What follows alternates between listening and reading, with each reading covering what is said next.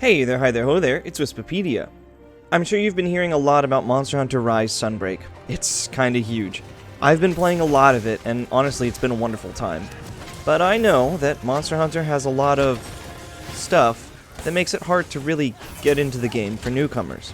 So this video today is meant to be a little bit of an introduction for you all, and hopefully a way to offer some tips on getting started on your Monster Hunter journey. This isn't really meant for Monster Hunter veterans. If you still have questions at the end of this, by the way, please leave them in the comments. I really want to help people get past the cruft of Monster Hunter, because once you get into the games, they really are great. But if I'm being honest, most of the tutorials leave a lot to be desired in the game. There's stuff full of vocab and terms that most players don't recognize, especially if they're new. So I'm going to do my best to explain these ideas as clearly as possible. Let's get started. Pick a weapon and learn it. There are a bunch of great channels that teach people how to perform the best combos and commands for every weapon. AirX, Rurikon, and others provide some great introductions to the different weapons in the game. But the big thing about Monster Hunter is that once you start an animation for an attack, you're basically locked into it. It can feel sorta clunky at first, especially if you start with a larger, heavier weapon. The best thing to do then is to pick a weapon and learn the attack patterns well. Figure out what combos can work in which situations. Some combos will require a bit more commitment, which you can use when a monster is toppled, trapped, or stunned. Those are usually your big damage dealers. You just really need to learn the combat flow for that weapon, and once you're comfortable with it, the game will feel much better. So head to the training room and get started on learning some combos. Some good weapons to start with could be the longsword, sword and shield, the dual blades, or the bow. The bowguns can be solid options too. But each of the 14 different weapon types will have its own specific combat flow, and there are usually some differences inside those weapon types themselves. So get familiar with a weapon. That's the first thing you absolutely need to do. And by the way, any weapon will be effective against any monster. You will not be at a disadvantage just because you choose a specific weapon. In Monster Hunter, you have some hunting buddies that can accompany you on quests. Until Rise, they were all palicos, a play, by the way, on calico cats. Capcom really prefers their cat puns. In Monster Hunter Rise, however, the dev team added Palamutes, which these are dog buddies. The name is a play on Malamutes. It's good. Anyway, these buddies play a number of different roles in the games. In Rise, specifically, they accompany you on hunts while also providing different support items and skills. You can also hire a bunch of extra buddies by interacting with the Buddy Plaza. In Rise, you can send some buddies to gather extra materials through the Meowcenaries. This is just a way to get extra items to craft other weapons and armor. You can also use buddies to gather healing items by assigning them to the ARGOSY. More on that next. Okay, first and foremost, the things you're going to want to stockpile a bunch of are going to be herbs and honey. Your main healing items are potions, which you can craft using herbs. In fact, the game even has an auto-craft system that will automatically change any herbs you pick up into potions. Then you can further combine those potions with honey to make mega potions, which heal you for more health. There is a feature in Monster Hunter Rise called the ARGOSY. This is accessed either through Rondine at the Buddy Plaza in Kimura, or through the preparation area in the Gathering Hub. Here, you take a buddy that you've hired and assign them to gather a specific item for you. The best two items to start out farming would be herbs and potions.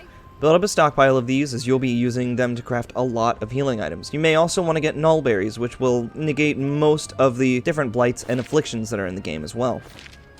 I like to take 10 potions, 10 mega potions, 10 herbs, and 10 honeys with me on each hunt. I do also like to take some traps with me.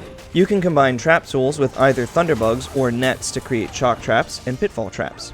Let's talk about why that's important too. In Monster Hunter, you can either end a hunt by killing a monster or capturing it. Well, unless the target is an Elder Dragon, you cannot capture an Elder Dragon. Traps aren't even effective against them at all. They're completely unaffected by traps of any kind, so they won't even be immobilized by the trap, they just walk over it. Any other monsters, however, will be trapped. Towards the end of a hunt, a blue icon will appear under the monster's icon in the upper right-hand corner of the screen. Once that icon appears, you can capture the monster. If you wish to do so, you just pop a trap on the ground, hope the monster walks into it, and then toss 2 tranquilizer bombs at the monster. Once you have done that, the monster should be captured, which will end the quest. Now, why on earth would you want to capture monsters? Well, my friend, I'm glad you asked. If you capture monsters, you will get more quest rewards. The materials from the quest rewards are used to upgrade your weapons and craft different armors. Keep in mind that some materials are specific to killing some monsters. So, while you could get more rewards from capturing, sometimes you will need to kill the monsters to get the upgrades you need to keep moving forward. Which reminds me, maybe we should talk about how you progress in the game. In Monster Hunter, the main idea is to make big weapons to fight big monsters. Once you fight enough of the big monsters, you can upgrade your big weapons into even cooler weapons and cooler armor. It's really, really nice. Honestly, if there's one thing that Monster Hunter does really well, it's that sense of progression. So what do you do if you aren't making the progress you want to? Well, it really depends. Sometimes it's upgrading your armor so that you take less damage from big hits. Sometimes it's upgrading your weapon so that you deal more damage. Sometimes it's just learning the monster's attack patterns so that you know what to avoid and where your openings are for attacks. Honestly, everyone hits a wall, a monster they can't defeat. And what they need to do to surpass that wall depends on the specific player and the specific monster. But a good rule is to go for whatever gives you the highest numbers. Sometimes it's even helpful to find some friends who can help you out, or even someone to help guide you if you have questions. If you don't have anyone, seriously, send me a question. I'd be happy to help. Once you start progressing further into the game, you're going to start noticing that different armor sets will have different skills that change how your hunter engages in combat. Let's talk about armor skills next. Every piece of armor has skills associated with it. These skills will affect how your hunts go. Some are extremely important, some are more specific to whichever weapon you've chosen. Again, I would suggest some endgame build guides to check out which skills pair well with the weapon you've chosen. I'm hoping to create some endgame Sunbreak set videos in the future, so keep your eyes peeled here. Otherwise, when it comes to build crafting, it's helpful to think about what your weapon's combat flow is and find skills that complement that. Some helpful ones for starting out are Defense Boost, Divine Blessing, and Attack Boost. Depending on the game, there are a bunch of skills that are more effective than others. I'd recommend checking out some set videos for your weapon. There's a lot of stuff out there. You will also notice that some armor has these jewel-looking icons on them. That means that you can put decorations into that armor.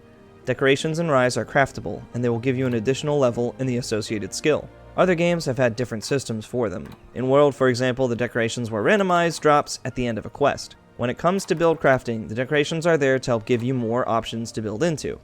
There are different levels of these decorations, ranging from 1 to 4. Think of them kind of like sizes. If the armor has a level 3 slot, you could put any jewel that is size 3 or lower into that specific slot. Each decoration will have a skill associated with it, so try out some different skills to see what helps you out. Some skills are more useful than others.